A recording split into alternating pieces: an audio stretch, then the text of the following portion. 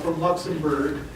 Kind of an intense film to finish the film off, but really the flip side, it's almost like a 180 from Suburban Deathcore, where I was a teen male, white kid, probably had too much time in my hands. You know what I mean? There's all this kind of feeling you have inside of you, and the aggression goes in certain directions, especially when you get peer pressure. We are kind of disturbed of all this story, but it's exactly the opposite of the first film, saying, do something of your life, I'm playing music, and now I'm not doing any drugs.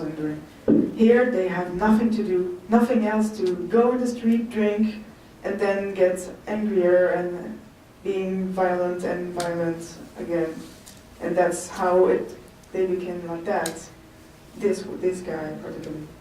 It was interesting to have these two films together, but after that it's kind of disturbing. Well, it's also the flip side of the first film that we showed, people in survival mode, and then basically the flip side of violence, because they're both violent films, but a film of violence because some people just have too much time in their hands. What? I think it was interesting because it really showed how one inciting incident, this kid doesn't want to be called a kid anymore, that sort of totally escalates and shows how something like that can really affect other people, and how things get pulled in when drugs and alcohol and expectations and trying to be something or not, that sort of violent stuff can happen. So it's like one little thing can escalate. I thought that was shown very well. And also I like that it wasn't a happy ending, because these things aren't ever a happy ending, so I like that it ended on that point.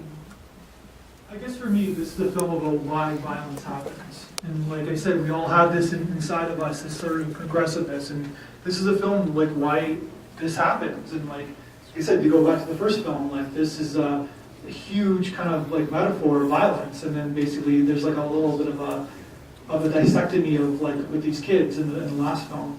I thought it was an interesting film about violence, but also about violence against women perpetrated by men specifically. So starting with the comments about mothers, the sort of need to put down women to feel like more of a man was sort of a running theme throughout all of it, and I think we can't like ignore that this is kind of specific to these boys using violence against women specifically. What shocked me about the movie is just for those kids, they didn't seem to be aware that violence wasn't okay.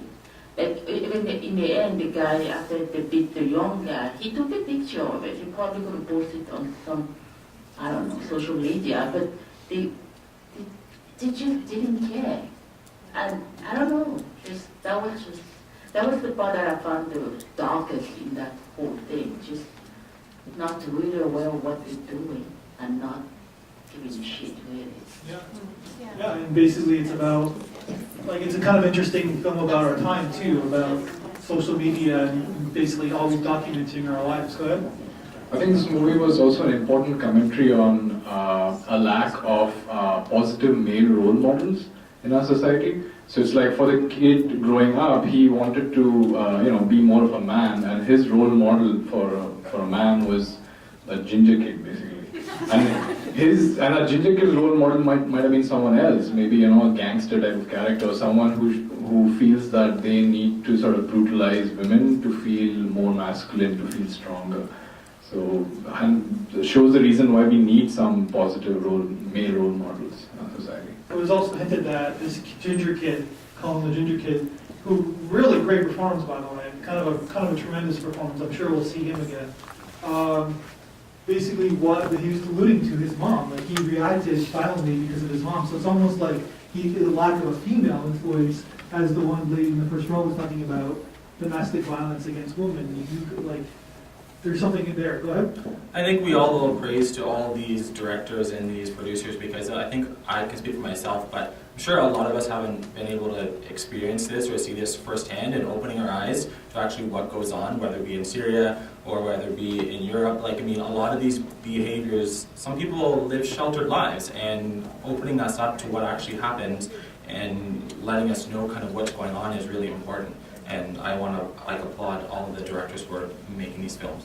Okay, I just wanted to say that I think this film really pointed out a lot about how society deals with peer pressure, because of all the boys. Obviously, you saw that for both of the beatings up with the women and the ginger kid got beat up. It was all a group of boys that did it together. You notice that it wasn't really the one boy, except for the one boy who beat up the woman at the end. So peer pressure is definitely an issue, and I think it needs to be addressed. So there's a lot going on in this film, and I think that through the credits, the person I was sitting beside, who said, in 15 minutes, wow, a lot happened in this film. Perhaps too much happened, and like, we're talking about domestic violence, we're talking about role models, we're talking about peer pressure. There's a lot that seems to be going on. You have something to say? I also thought it was a great pairing, but what caught my eye was the assumptions. So I think he was the lead singer for the Life Ruiner in the first film. He made a comment that you look at him and you listen to the music that he performs, and his mother says, "Well, that can't be you because you're so nice." And then you look at so you make those assumptions about the music and about the people who perform the music and the people who listen to that music, and then you look at these kids in the second film. They're all white and very clean cut. They're wearing decent clothes. They look like they probably come from decent places. So the assumption is that they wouldn't be those kinds of people who would be into a violent type of scene. You look at the kids who beat up the ginger kid. They were all wearing school jackets, right? So those are not the assumptions you make about those type of people. So I thought it was really interesting the comparison and the pairing of those two films together. Wie heißt das? Das ist scheißegal, wie es heißt.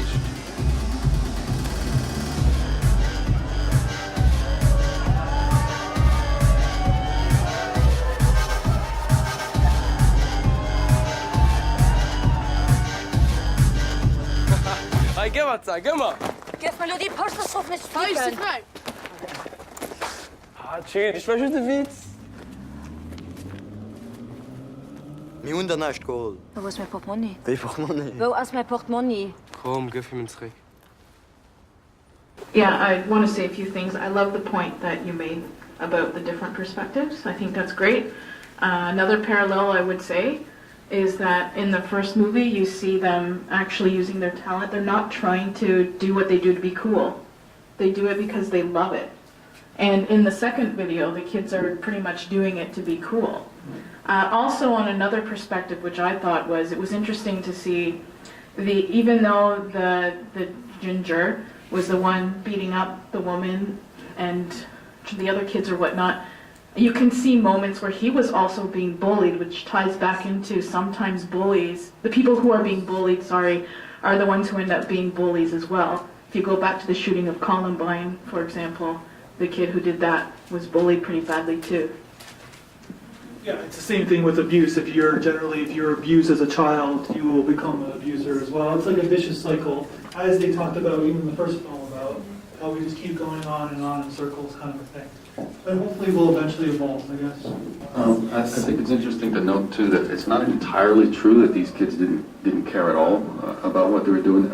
Like the ginger kid, clearly you could see there was some stirring of guilt in him, but he had no idea how to make that right. All he could do was submit himself to another beating and perpetuate it that way. Somehow, like that would atone. So there's a whole context where that's all they can conceive of. It's like, well, I'm either going to be a perpetrator or a victim. Also, the kids, they seemed very smart. After they beat up on that woman and basically, I'm not sure she died, maybe potentially died. She stopped moving. You never know. You never know. She might be okay. But they're like, we need an alibi now. Let's work on it. Let's work on an alibi. Let's go to that bar. Let's build one. And then that ginger kid at the end got beat up by those kids. So now he has an alibi because someone else beat him up. So I think he might get away with the murder or the whole entire attack. Yeah. Because now he has an alibi that he was beat up by a bunch of kids, so he wasn't there. He could just say, I wasn't there, I was beat up that night. So Well, at least they get away with that. Yeah, we all, whatever we do, we're humans, we react to the situation we're in. It's never that black and white. It's the film about, but basically it's saying it's these kids are not all bad. We're never all bad or never all good, right? There's something inside of us, and hopefully we deal with it. Go ahead. That last film really made me feel bad. As a mother, I mean, the youngest kid, the innocent one, would be the least one I would expect to have killed the woman in the end, which I think is why they saved that for last, because you wouldn't expect that. But that disturbed me as well because, you know, he seemed to have an attachment to his mother. So when you think you're doing everything right in the end, the decision comes up to the individual, you know, what choices they're going to make and who they're hanging out with. But as a mother, that wrenched my heart. So. So obviously this film affected us, and like just because we're talking about the themes and situations, but this is a really well-made film. This is a kind of stunning visually film. These are just kids, and they're pulled up some really great performances, and the direction, it's just a really solid put together film. Good. Perhaps that the purpose of that was to show how they get pulled into this. That's why the little guy was there, to show how somebody gets pulled into this life. I mean, of all the films we saw tonight, these kids in that last film had the least to complain about. They're all well dressed, they have cell phones, they're from good homes. In the end, they were the most violent. Whereas the people in the very first film were people fighting for their lives in a hellhole, and they're the ones who you feel the most sympathy for. Sometimes they're the ones who didn't want to be violent. Yeah, that's right. Yeah.